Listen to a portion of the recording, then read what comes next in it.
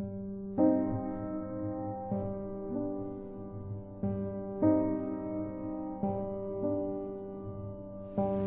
at war with the most dangerous enemy that has ever faced mankind in his long climb from the swamp to the stars.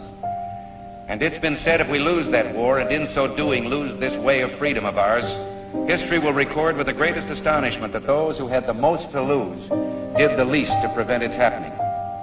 Well, I think it's time we ask ourselves if we still know the freedoms that were intended for us by the Founding Fathers. Somewhere a perversion has taken place. Our natural unalienable rights are now considered to be a dispensation of government, and freedom has never been so fragile, so close to slipping from our grasp as it is at this moment. Whether we believe in our capacity for self-government or whether we abandon the American Revolution and confess that a little intellectual elite in a far distant capital can plan our lives for us better than we can plan them ourselves. The martyrs of history were not fools, and our honored dead who gave their lives to stop the advance of the Nazis didn't die in vain. Where then is the road to peace? Well, it's a simple answer after all. You and I have the courage to say to our enemies, there is a price we will not pay, there is a point beyond which they must not advance.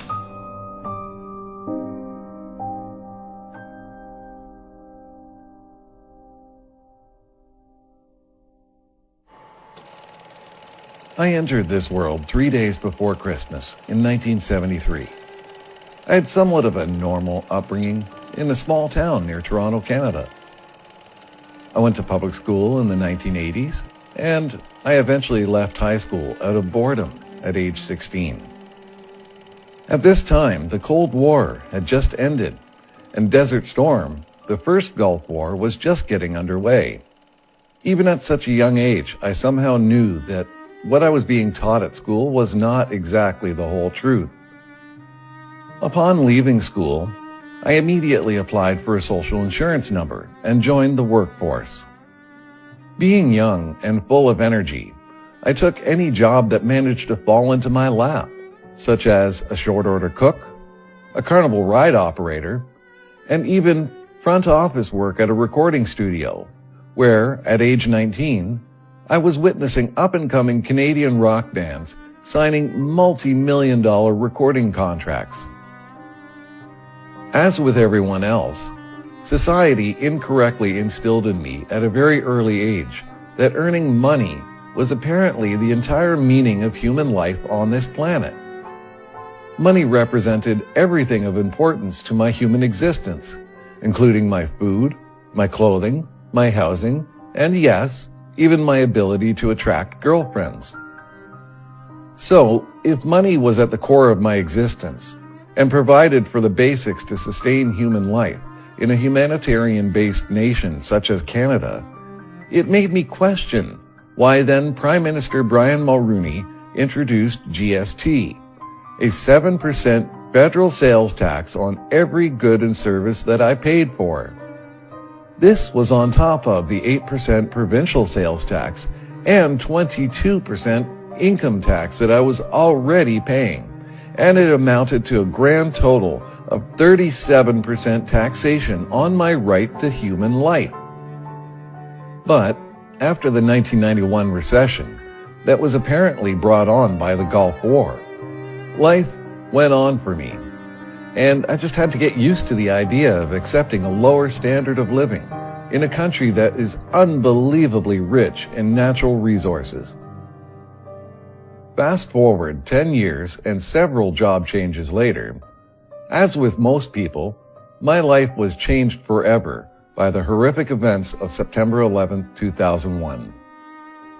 While attempting to get ready for work that day, I watched the buildings fall on live TV.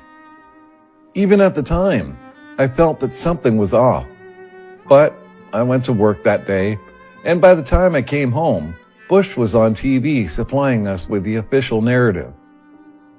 Fast forward 7 years, 4 maxed out credit cards, and 2 divorces later, in October 2008, a coworker emailed me a Google video link to a documentary film by a man named Alex Jones. This film was called Terror Storm, a history of government-sponsored terrorism. That night, I sat down at my computer with a six-pack of beer and an open mind, and I watched the whole thing. This film blew my mind, as I just could not get out of my head the possibility of having been lied to about 9/11. Having watched and been inspired by Alex's films, in 2009 I began creating my own films by using other people's YouTube videos and compiling them into an understandable and educational experience, detailing the events of 9/11 and the New World Order as a whole. From that moment on, the word truth replaced the word money as the core of my human existence. And the word freedom became my ultimate goal.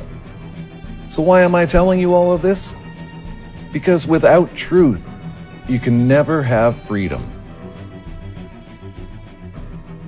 After nearly 5 years of persistent research into the truth of the New World Order and the systems of law which govern it, I now have a more complete picture, which I would like to share with you. The New World Order is not at all what I originally thought it was when I embarked on my journey of truth and freedom in 2008. The real truth of the matter is that every town, every city, every region, every county, and every municipality in North America is in fact a municipal corporation, chartered by a state or province since about the mid-1800s. A municipal corporation is defined in law as a city, town, or other local political entity, a public corporation formed by charter from the state and having the autonomous authority to administer the state's local affairs. A municipal corporation that has legal operating authority over the land that I live upon is called the Corporation of the City of Toronto, and it was incorporated in 1834. Every state and every province in North America is also a corporation, chartered by their respected countries. Now here is where things get very deceptive. What we have to look at is the President is the chief executive officer of this corporation called the United States of America. What did you just say? The President is the chief executive officer of this corporation called the United States of America.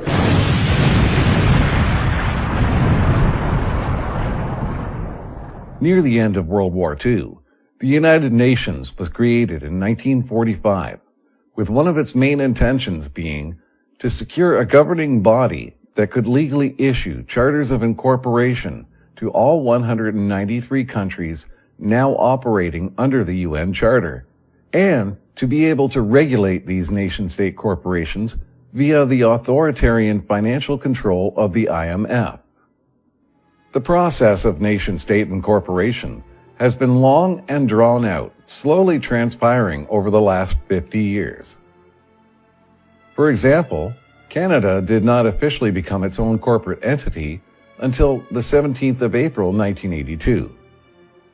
At this point, the Constitution Act was amended and transformed into a corporate charter, adding to it the Charter of Rights and Freedoms, a document of incorporation that only applies to employees of this new corporate government. In fact, if you look up Canada on the U.S. Securities and Exchange Commission website, you will find it there, listed as a company. This company lists income tax payments as a stream of revenue.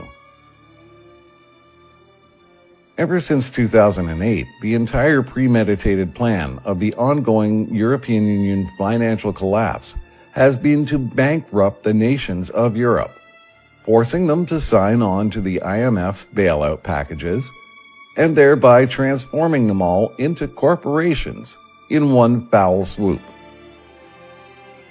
Daniel Estulin, author of The True Story of the Bilderberg Group, was 100% correct when he entitled his 2010 address to the European Parliament Towards One World Company Limited. The ultimate plan of the New World Order's think tanks, such as Bilderberg Group, is to turn everything on this planet, including you, into a profit-making corporation, governed by the rules and bylaws of business.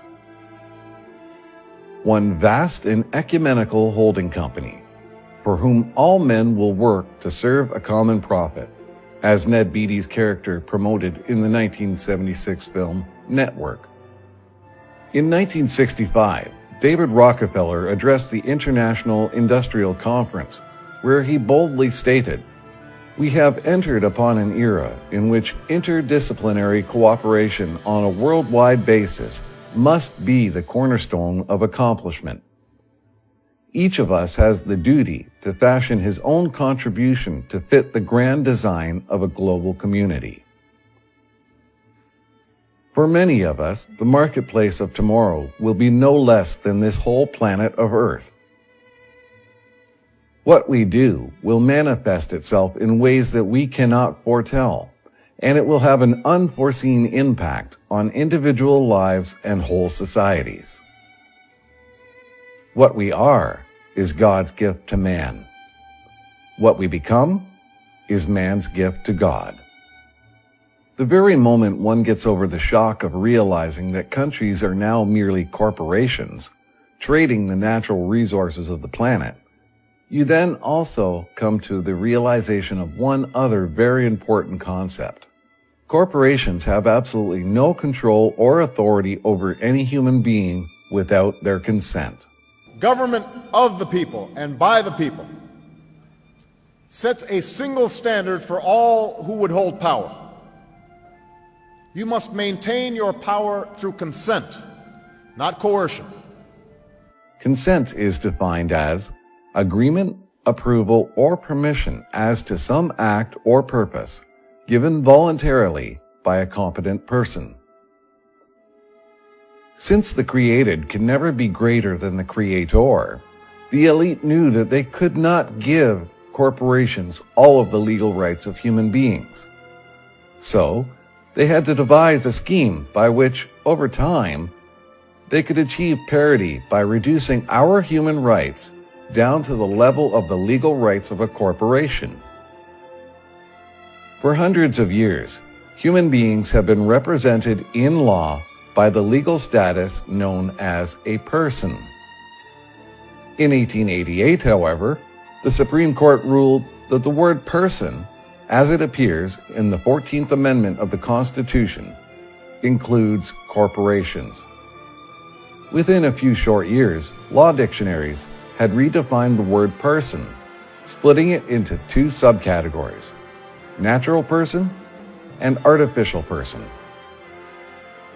A natural person is defined in law as a human being who has the legal capacity for rights and duties. An artificial person is defined in law as an entity, such as a corporation, created by law and given certain legal rights and duties of a human being. A being, real or imaginary, who, for the purpose of legal reasoning, is treated more or less as a human being. An artificial person is always identified in law by its legal name, written entirely in block capital letters. Shortly after the Great Depression and President Roosevelt's 1933 New Deal, state governments began issuing birth certificates with the name of the registered child in block capital letters. This process didn't commence in Canada until the 1960s. The birth certificate is the founding document from which all other forms of government-issued ID are created. By issuing the birth certificate in the all-capitalized legal name of the artificial person, the elite have achieved their goal of reducing our human rights down to the level of the legal rights of a corporation. Everything you apply for using the birth certificate as the founding document also displays the artificial all-caps name. Documents such as your passport, driver's license, vehicle registration, social security card, bank accounts, credit cards, court documents, tax documents, and even school registration. They all apply only to the artificial person and not to you, the natural person. The only reason why any of these documents and accounts apply to you is because somewhere along the line you have given your consent to represent the artificial person. Therefore, you are now receiving any benefits associated with that name, but you are also responsible for any liabilities that name incurs. In this system they have created, the liabilities of the artificial person's name will always outweigh the benefits you may receive, because it is a rigged game, completely designed to control and enslave you. Soon, every American will be required to register their biological property in a national system designed to keep track of the people, and that will operate under the ancient system of pledging. Americans, by unknowingly or unwittingly delivering the bills of lading to us, will be rendered bankrupt and insolvent, secured by their pledges. They will be stripped of their rights and given a commercial value designed to make us a profit. After all, this is the only logical way to fund government, by floating liens and debts to the registrants in the form of benefits and privileges. Colonel Edward Mandell House. The truth is, you, as a human being, are not obligated in any way, shape, or form to register your children with or to any corporate government entity. The word registrant is legally defined as a person who registers something for the purpose of securing a right or privilege granted by law upon official registration. When your parents registered your birth, they weren't registering you per se. Shortly after your birth, the hospital took a mandatory blood sample. That blood sample contains your DNA, which is considered under law to be your biological property. So what if I told you the government has your baby's DNA? Newborns are routinely screened for a series of genetic diseases, and in some states, that DNA is stored even without your consent. While in the hospital, the baby's heel will be pricked and 5 drops of blood are collected. A couple weeks later, another 5 drops of blood are taken at the pediatrician's office and sent to the state. Now, the newborn screening process only used 1 or 2 of the spots. So what happens to the remaining samples? Well, the state keeps them. I didn't know that. I think a lot of parents know that our kids get tested for certain genetic diseases, but we don't necessarily know that that DNA is kept in a state lab with our child's name attached. Upon registration with the government, a trust was created in the name of your artificial person. This trust contains not only that DNA sample, but also your share of any profits made from the government's raping and pillaging of the natural resources of the country. A trust is a legally binding contract between the grantor, your parents, and the trustee, the government, in order to provide the benefits and security to you, the beneficiary. Whenever a trust is created, the title to any property listed in that trust is split. The government was granted the legal title to your DNA, while your parents maintain the equitable title. Legal title refers to the duties and responsibilities of maintaining and controlling some property. Equitable title refers to the benefits and enjoyment of that property. Some states keep that DNA indefinitely. It'll be there forever. Don't you have to ask permission, though, to do this? They passed a new law that allows the state to keep and use the samples for research, but requires parents to be notified and allows parents to request that their child's blood spots be destroyed. But it's not as simple as checking off a box when the samples are taken. Parents must fill out this special form. Then the state has 60 days to destroy the leftover blood spots. But in other states, there is no such form. You can try writing a letter, but I've talked to several experts on there, and they're kind of like, good luck. I mean, you can write the letter, but the state doesn't have to listen to you. They can just keep storing it. Now holding the legal title, the government has the responsibility and legal duty to maintain and control the child's DNA. The parents merely have the legal right to the enjoyment of the child that houses that DNA and the benefits of government financial assistance, such as welfare, subsidized housing, and health care. Since the government has the legal duty to maintain and control the child, if you, as the grantor to the trust, fail to take care of their property, the government has the legal right to remove that property from your possession. The same process is true whether you register your child, your vehicle, your firearms, and even your pets. The act of registration creates a trust and transfers the legal title of any property named in that trust to the government. Now here's the catch. The equitable title to your DNA that your parents once held was automatically transferred to you on your 18th birthday.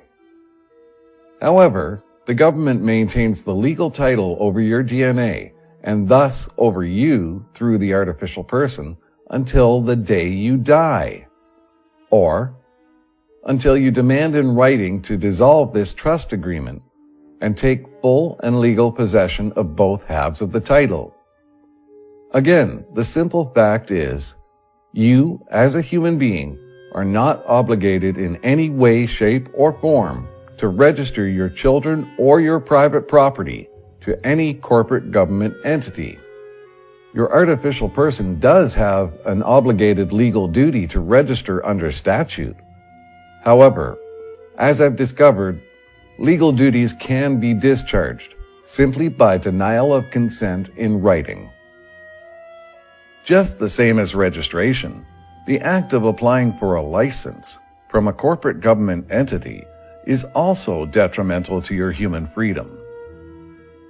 The word license is legally defined as a permission, usually revocable, to commit some act that would otherwise be completely lawful to do outside of that licensing framework. Otherwise, that licensing authority would be guilty of fraud for charging money to permit unlawful acts. When you submit, it legally means you are agreeing to bend to the will of another. When you apply, it legally means you are begging for something. So, when you submit an application for a license, it literally means you are begging the government for permission, and you are agreeing to bend to their will in order to get that permission. When you ask for permission to do something that is already lawful, that makes you a child in the eyes of the law. Only children beg for permission to engage in an activity that an adult can do without permission. Specifically, when you apply for a driver's license and put your signature to this contract, you then bind yourself to all of the rules of this contract. This means the moment you receive your license, you are now legally required under statute to register your motor vehicle to the corporate government entity, which then creates a trust, authorizing them to transfer the legal title of that vehicle in order to allow them to be able to tow and impound your car at your own financial expense. Again, the liabilities far outweigh the benefits. If you learned how to properly operate your father's truck on his farmland and never actually applied for a driver's license, then you would not be subject to any statute requiring you to register your vehicle to the government. A common misconception is that law is all-encompassing and that we must obey every law on the books at all times. Nothing is further from the truth. Law is comprised of several different components, many of which only apply to you when you are engaged in an activity for which you contracted with the government in order to gain their permission. These types of laws are not actually laws at all. They are statutes. The word statute has been interpreted to mean a legislative rule of society, which has been given the force of law by the consent of the governed. In plain English, this means that statutes have no lawful force or effect on any human being without your consent. Statutes are very easy to spot because they will always have the word act right in the title, such as the Patriot Act. The easiest way to differentiate between a statute and a law is to always remember that a true law exists only to protect the public and can never compel a free human being to pay or perform. Statutes always compel you to either pay or perform, and sometimes both. Because statutes need your consent in order to give them the force of law, many of them involve a contract, such as a license or a permit. In order to act upon a human being using a statute that has no underlying contract bearing your signature, the police must see your government-issued ID before they act. The simple act of producing your ID for the police to bear witness not only verifies to them the existence of a person who is subject to the statute, but also constitutes the consent needed in order to give that statute the force of law. Remember, the all-capitalized name on your government-issued ID is not you. It is an artificial person that you are falsely identifying with. When police press charges against you, they are actually charging the assumed name of the artificial person, which you have consented to represent. When you show up in court, if you do not immediately correct the assumption of that fictional name, the court will proceed under the presumption that you are in fact that artificial person, and they will grant you all of the rights that artificial persons are entitled to. What this means is, you have just consented to being stripped of your human rights in that courtroom. Many statutory laws also have statutory courts, which are usually separate from criminal courts of law. Have you ever wondered why there are tax courts, traffic courts, and family courts? Tax, traffic, and family courts only deal with matters pertaining to those contracts that you have entered into with the government. When dealing with these three types of courts, the name on the originating contract is the all-capitalized name of the artificial person.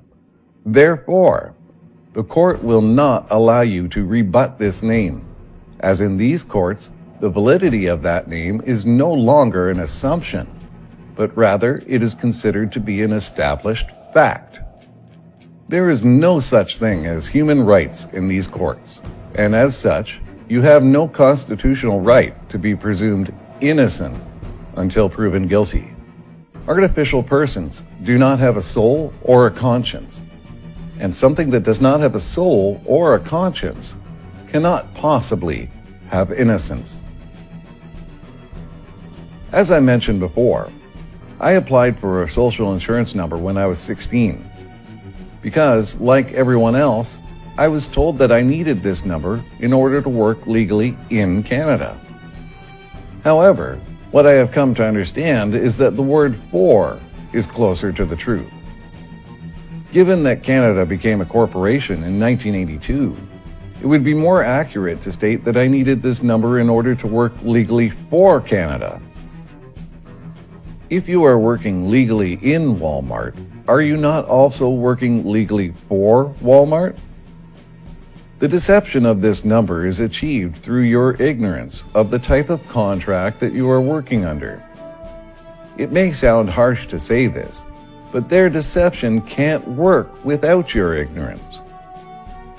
If you are working under your artificial person's number, it is called a contract of service. This is a three-way contract between you, the government, and your employer, which works on the same principles as a temporary job placement agency. They place you into a job, and for this service, you must give them a portion of your wages. The same is true when working under this number. The alternative to a contract of service is called a contract for hire. This is a legally written two-way private contract between you and your employer, which eliminates the middleman and excludes third-party interlopers from making any claims over the terms or benefits of this contract. This type of contract is what I have worked under for many years now, and as a result, I have not paid a single penny in income tax, as my artificial person is not a party to this contract, nor is the government. As you are beginning to see, The system the elite have created is actually one of two systems running simultaneously side by side. The names of these two systems are listed on the face of every denomination of American paper currency.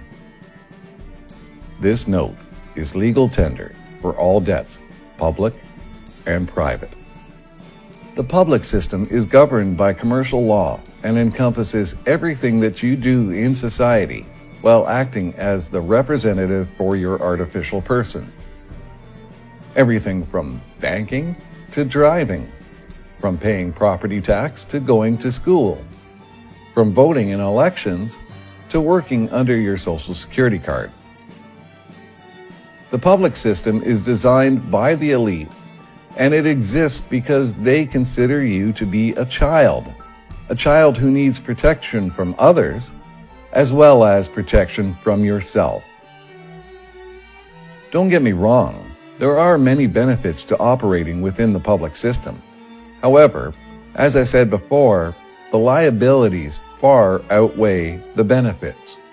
The other side of the coin is the private system. This system is for adults and operates under natural law, which is governed by morality and mutual respect for basic human rights. Nowadays, it is primarily used for private transactions. What the elite don't want you to know is that nearly everything that your artificial person can do in the public system, you, as a human being, have the lawful right to do in the private system. You can earn a tax-free living. You can travel in your unregistered car without begging for permission. You can get married in the eyes of your creator without needing a license. You can homeschool your unregistered children. And you can live a life free of all of the bureaucratic nuisances of a de facto corporate government. Having already learned that one of the main objectives of the New World Order is to convert all 193 countries operating under the UN Charter into corporations, it should come as no surprise that the elite also conceived of a way for these nation-state corporations to enslave human beings without dishonoring a single human right listed within any pre-existing constitution or Bill of Rights. This ambitious goal was achieved through the 1888 legal creation of the artificial person. However, its true roots date back to the end of the American Civil War and the 1865 passage of the 13th Amendment to the Constitution. Most people think the only intention of the 13th Amendment was to abolish slavery. However, if one examines the wording carefully, they will discover an underlying double meaning.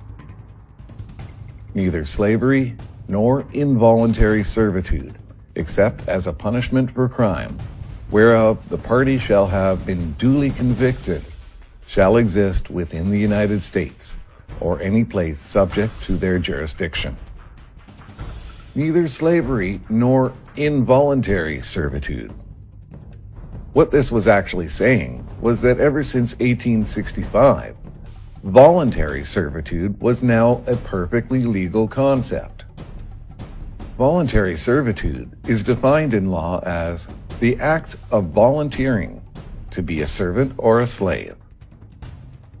The cold hard truth is, if you are using a birth certificate or any document derived from it as your identification, then you are in fact engaged in voluntary servitude. Servitude to your government. The word citizen is defined in law as a person who owes allegiance to a political community. The word allegiance is defined in law as a citizen's obligation of fidelity and obedience to the government in return for the benefits of the protection of the state. The public system that the elite have created has legally enabled them to successfully turn the tables of power in their favor.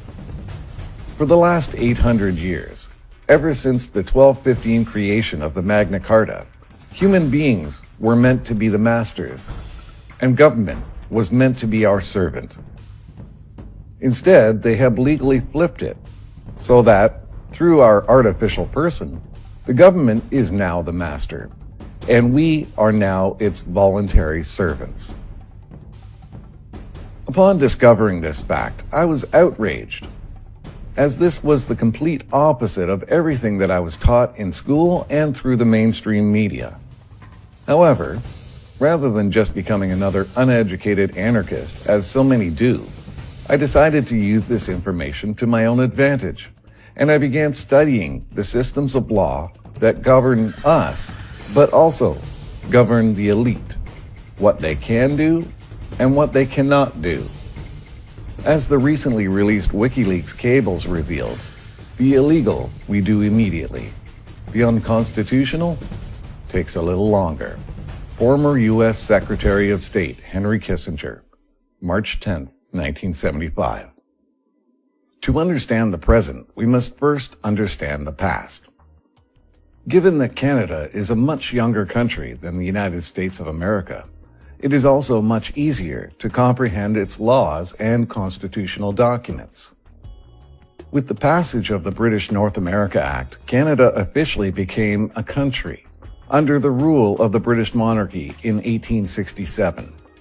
Only 2 years after the end of the American Civil War, and a mere 2 decades before the inception of the legal concept known as an artificial person. Soon after the adoption of the British North America Act as Canada's constitution, the winds of political change began blowing, as whispers of a new world order grew louder and louder. Towards the turn of the 20th century, the elite began to see that the old world order of kings and queens ruling over peasants was nearing its end. They began floating the idea of creating a world government that had the power to turn countries into corporations and citizens into employees, otherwise known as voluntary servants. In order to have the appearance of plausible deniability, European royalty was forced to agree to relinquish their power to overtly govern any nation not within their kingdom.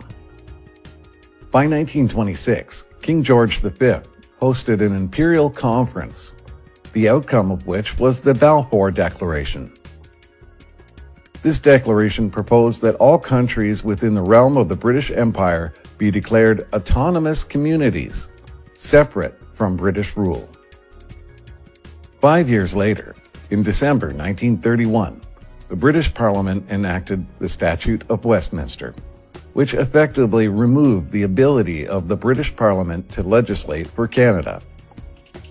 However, provisions listed within the statute prevented Canada from truly becoming an autonomous community until 1982. In 1945, the United Nations was formed out of the ashes of World War II. The public face of the United Nations is that of a humanitarian organization, operating for the benefit and betterment of mankind. The private face, however, is that of an ever-expanding bureaucratic framework for a future world government. Believe it or not, the elite do have their own moral and ethical code of conduct that they must adhere to.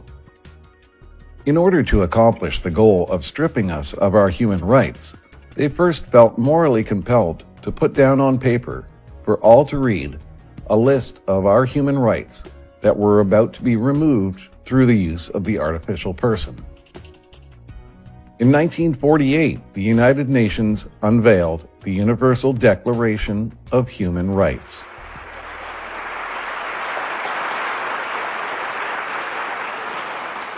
We stand today at the threshold of a great event, both in the life of the United Nations and in the life of mankind.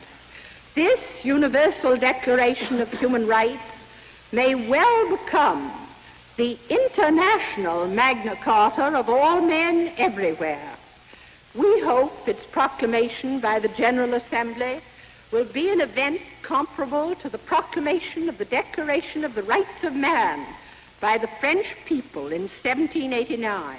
In legal terms, it should have actually been titled the Universal Declaration of Natural Person Rights, as human beings are not technically recognized in law except when they are dead. A clear example of this is expressed in Section 222 of the Criminal Code of Canada under the heading Homicide. A person commits homicide when, directly or indirectly, by any means, he causes the death of a human being. When a person causes the death of a human being, just think about that. In law, human beings are represented by the legal status known as a person, which is derived from the Latin persona, meaning mask, such as a mask used by actors in a theater production. Once you understand the legalese being used, reading the Universal Declaration of Human Rights becomes as easy as reading a tabloid magazine. For example, in the preamble, it states, "Whereas the peoples of the United Nations have in the Charter reaffirmed their faith in fundamental human rights, in the dignity and worth of the human person." What is a human person? It is the mask of a human being represented in law, otherwise known as a natural person. In fact, 29 out of the 30 articles in the Declaration of Human Rights are represented by the natural person. Article 1 is actually the only place in which you are actually referred to as a human being. All human beings are born free and equal in dignity and rights. They are endowed with reason and conscience, and should act towards one another in a spirit of brotherhood. All human beings are born free. That statement says it all. However, through your birth certificate, within a few days of your birth, your parents signed you up to become a registered voluntary servant, legally known as a citizen, who owes allegiance and obedience to the government. What is extremely important to note is that the Universal Declaration of Human Rights is a legal document completely dedicated to protecting the rights of your natural person. And as such, none of the human rights listed within it apply to you when you are using your government-issued ID bearing the all-caps name of your artificial person, such as a driver's license. A classic example of this is how a police officer can legally get away with tasering a mother in front of her terrified children during a routine traffic stop. I handed in my license and registration, and as he started to walk back towards his car, I got out of my car under the impression or hoping that he was going to show me the camera tape. He asked me to get back in my car, and I again said, "Show me the tape, please show me the tape." He asked me to get back in the car, and then he pulled out his taser and said I was under arrest. I said, "Don't do this in front of my kids." I got back in the car, and he said he wanted me back out of the car now. And I said, "Why am I under arrest? I've done nothing wrong. I wasn't speeding. I wasn't on my cell phone." He then yanked me out of the car and wanted me to go down, put my hands or lie. Pulled his taser out, and the first shot jolted me, and I was trying to get back in the car again because I was scared. And then he yanked me away again, and that's when he tased me, and I went down on the ground. It felt like it was it was an electrical shock going through you, and I had no control over anything. And he's still trying to get me down to the ground, but I was still being electrified. Article 3 states, "Everyone has the right to life, liberty, and security of person."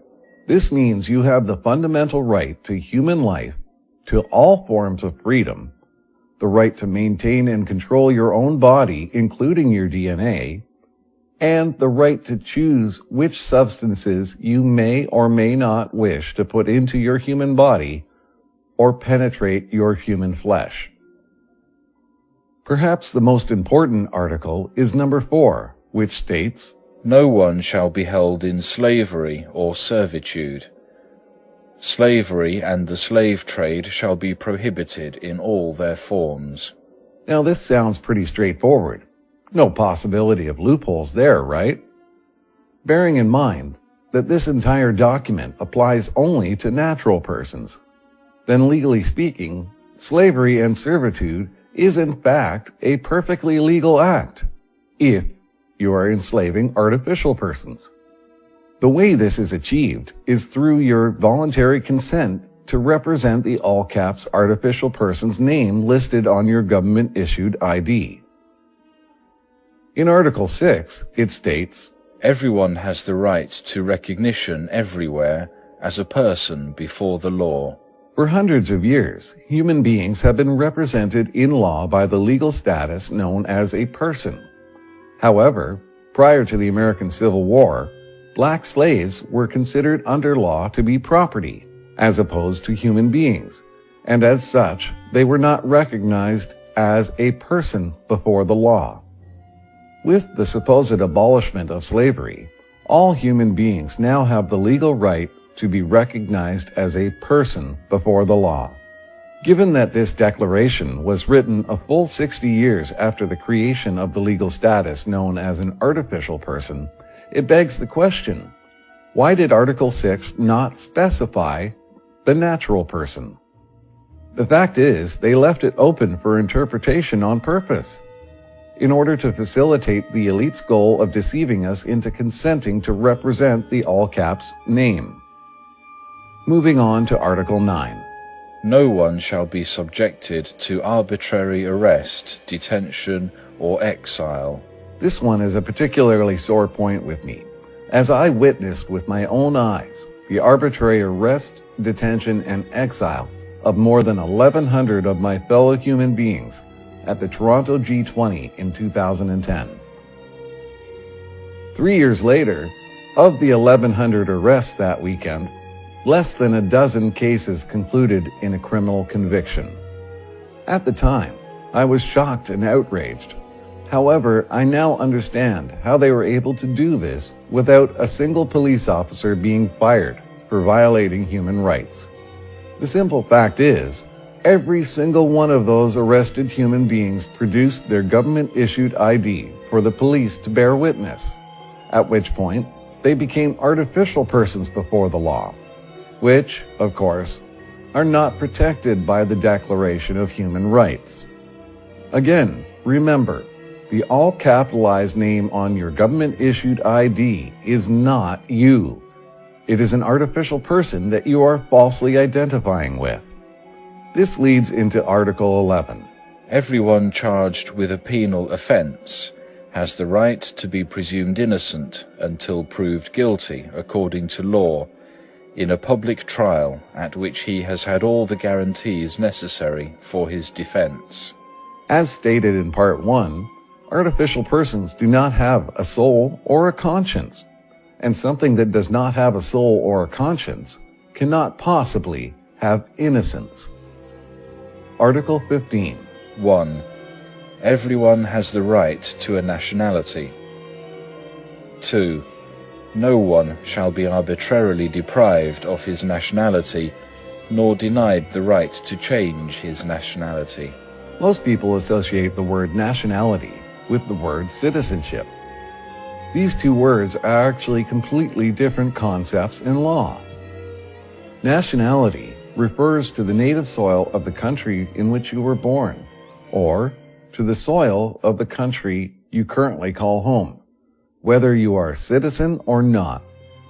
Citizenship merely refers to your rights of political affiliation in the country you currently reside, regardless of where you may have been born.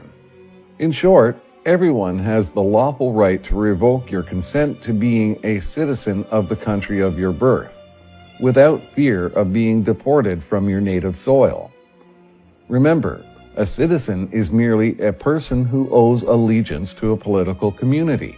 As it states in Article 15, everyone has the right to a nationality, meaning you have the human right to live on your native soil without fear of being forced into owing allegiance or obedience to a political community.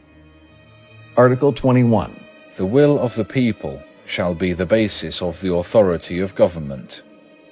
This will shall be expressed in periodic and genuine elections, which shall be by universal and equal suffrage, and shall be held by secret vote or by equivalent free voting procedures.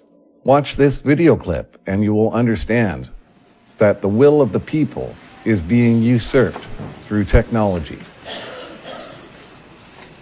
Mr. Curtis, would you please state your full name for the record? My name is Clinton Eugene Curtis. And where do you reside? Tallahassee, Florida. And what is your profession? I'm a computer programmer. Would you please speak into the microphone so the audience can hear your testimony? I'm a computer programmer. Mr. Curtis, are there programs that can be used to secretly fix elections? Yes. How do you know that to be the case? Because in October of 2000, I wrote a prototype for President Congressman Tom Feeney at the company I work for in Oviedo, Florida, that did just that. And when you say did just that, it would rig an election? It would flip the vote 51-49 to whoever you wanted it to go to and whichever race you wanted to win. And would that program that you designed be something that elections officials that might be on county boards of elections could detect? They'd never see it. Mr. Would you answer that question once again? They would never see it. Articles 22 through 29 deal with your human rights should you voluntarily choose to be a person who is a part of a political community, legally termed a citizen, to which you will end up owing allegiance and obedience to the government as a sacrifice so that the state can protect you like a child. And lastly, Article 30 is merely a disclaimer stating, Nothing in this declaration may be interpreted as implying for any state, group or person any right to engage in any activity or to perform any act aimed at the destruction of any of the rights and freedoms set forth herein. With an understanding of the Universal Declaration of Human Rights, it then also becomes much easier to understand human rights documents from your own country. For example, in 1960, Queen Elizabeth II signed into law the Canadian Bill of Rights.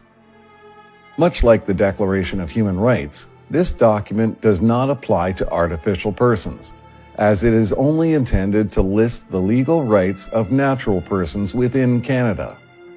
And much like the Declaration of Human Rights, the elite's moral code was also behind the creation of this document, as they knew they had a moral and legal obligation to put down on paper a list of our human rights that were eventually going to be suppressed through the use of the artificial person. The preamble reads, "The Parliament of Canada, affirming that the Canadian nation is founded upon the principles that acknowledge the supremacy of God, the dignity and worth of the human person, and the position of the family in a society of free men and free institutions. Affirming also that men and institutions remain free only when freedom is founded upon respect for moral and spiritual values and the rule of law." Again, we see the introduction of the natural person with the phrase dignity and worth of the human person. However, even more compelling than that is the admission that the Canadian nation is founded upon the principles that acknowledge the supremacy of God. In this hierarchy system, human beings in Canada are second only to God, and as such, governments and their employees are actually beneath us. They are our servants. The Canadian Bill of Rights reads in part, "It is hereby recognized and declared that in Canada there have existed and shall continue to exist without discrimination by reason of race, national origin, color, religion, or sex, the following human rights and fundamental freedoms, namely, A, the right of the individual to life, liberty, security of the person, and enjoyment of property, and the right not to be deprived thereof except by due process of law. B, the right of the individual to equality before the law and protection of the law. C. Freedom of religion. D. Freedom of speech. E. Freedom of assembly and association. And F. Freedom of the press. These are just some of the rights human beings in Canada have, merely by virtue of having been born free on this soil. These rights were not given to us by the government. They are inherent natural rights that you were born with and can never be removed without your consent. Fast forward 22 years. On the 17th of April, 1982, the Canadian nation was transformed into a corporation by Prime Minister of Canada, Pierre Elliott Trudeau. At this point, the Constitution Act of Canada was amended and transformed into a corporate charter, adding to it the Charter of Rights and Freedoms, a document of incorporation that, according to Section 32, only applies to employees of this new corporate government. As the Canadian Heritage website explained, the purpose of this section was to make it clear that the Charter only applies to governments and not to private individuals, businesses, or other organizations. The word charter has many different legal definitions. However, in the case of the Charter of Rights and Freedoms, it is defined in law as an instrument that establishes a body politic or other organization, or that grants rights, liberties, or powers to its citizens or members. The word grant is defined in law as to permit something. And as we all know, permit is the root of the word permission. Let's read that again, this time substituting the word grants for the word permits. A charter is an instrument that establishes a body politic or other organization, or that permits rights, liberties, or powers to its citizens or members. Upon understanding this, you may begin to see that in 1982, Canada was transformed into a lesser form of communism, one that recognizes certain human freedoms, but also permits other rights in the form of privileges doled out by the government. What can you do with a privilege that you can't do with a human right? Take it away. In fact, the word human does not even appear once in the Charter of Rights and Freedoms, as compared to appearing 4 times in the Canadian Bill of Rights.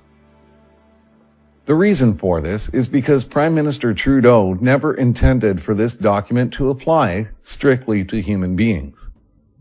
The Canadian Bill of Rights is designed to protect the rights of human beings in the form of natural persons, whereas the Charter of Rights and Freedoms muddies the water by combining the rights of both natural and artificial persons, and protecting them both simultaneously, with virtually no legal distinction between the two. The preamble to the Charter reads, "Whereas Canada is founded upon the principles that recognize the supremacy of God and the rule of law." Compare this to the preamble of the Canadian Bill of Rights, which reads, "The Parliament of Canada, affirming that the Canadian nation is founded upon the principles that acknowledge the supremacy of God, the dignity and worth of the human person, and the position of the family in a society of free men and free institutions. Affirming also that men and institutions remain free only when freedom is founded upon respect for moral and spiritual values and the rule of law." Canadian nation refers not only to the landmass known as Canada, but also refers to the free human beings living on the landmass that collectively make up its government. Whereas Canada, as written in the Charter, refers only to the corporation known as Canada, which was established in 1982. The second major difference we notice is that the preamble of the Charter is much shorter and, legally speaking, omits many unnecessary words such as dignity, human, family, and freedom. Section 2 of the Charter is entitled Fundamental Freedoms, which reads, everyone has the following fundamental freedoms.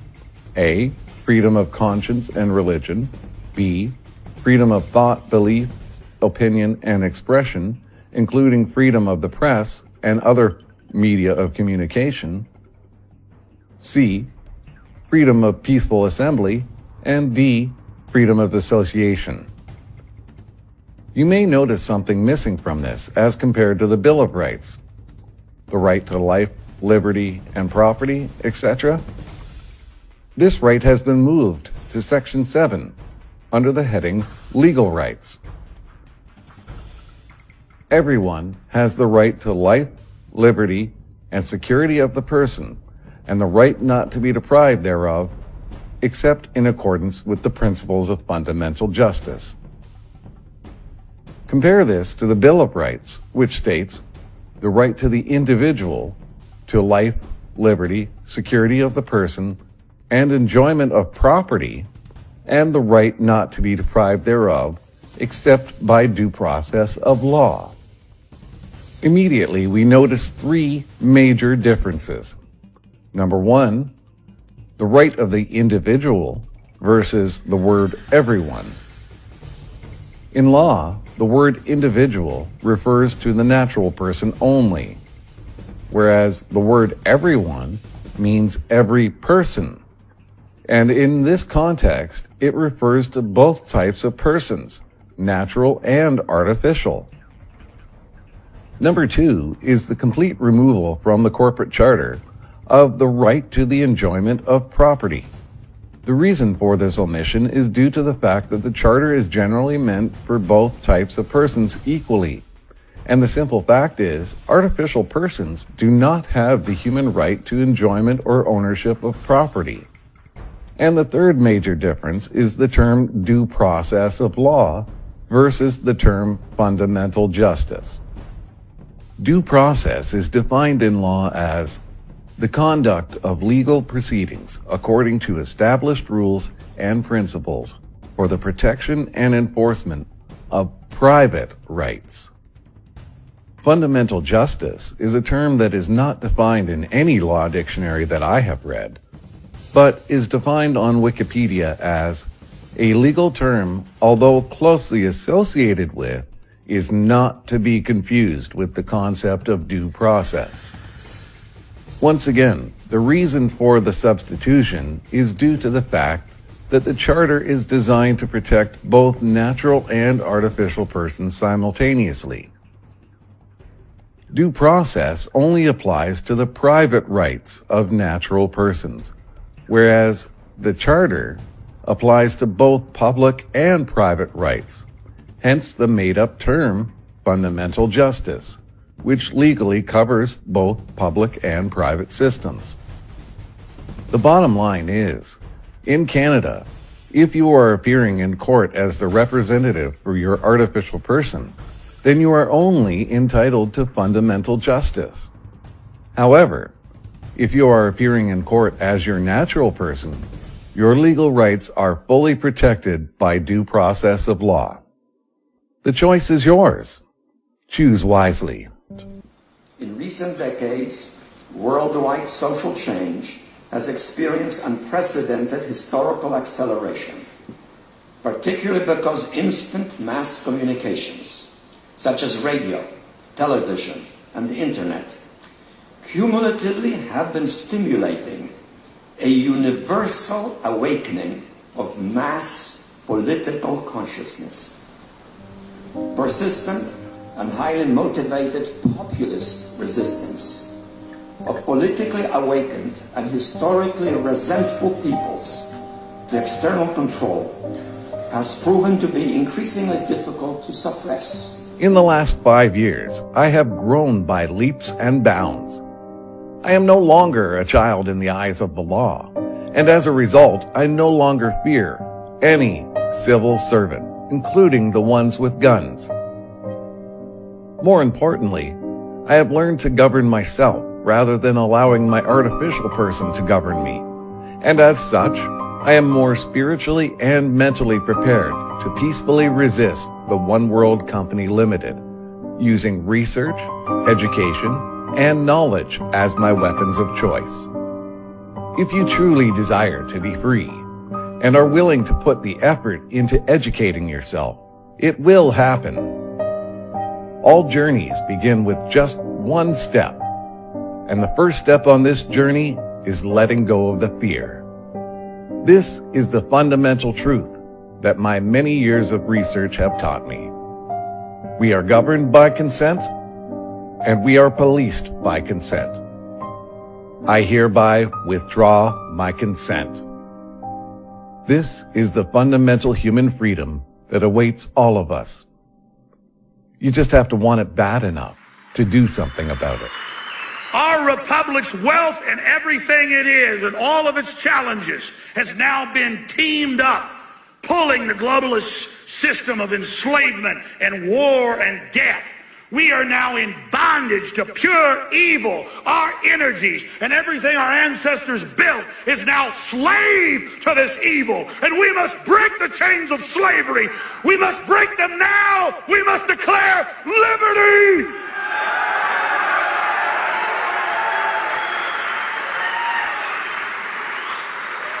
So I say it to you now. We are all Paul Revere. And we're not just fighting for freedom in North America. This is 1776 worldwide.